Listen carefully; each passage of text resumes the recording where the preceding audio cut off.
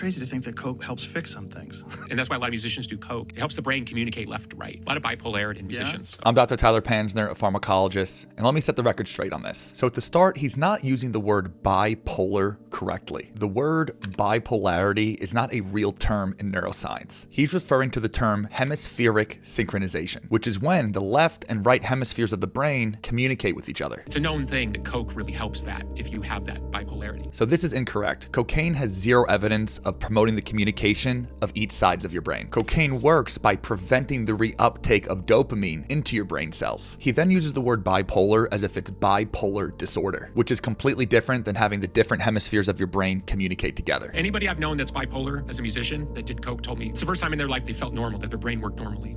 What a terrible thing. Imagine if that's the thing that keeps you together is cocaine. So what's going on here is that during bipolar disorder, you can undergo periods of mania with very high dopamine levels and you're very excitable. And what goes up must come down, so then there can also be periods of very low dopamine levels. We do know that higher dopamine levels in the brain are linked to increased creativity. So it makes sense that bipolar musicians may be highly creative during periods of mania. But when they're in those dopamine slumps, they may turn to substances like cocaine to jack that dopamine back up so they can become creative again. Also, yes, it's true, cocaine raises dopamine, but it comes at the cost of hijacking the reward circuitry of your brain. So it pretty much tricks your brain into thinking the cocaine is much more enjoyable than it actually is. Hence why you'll never see someone doing just one line of cocaine.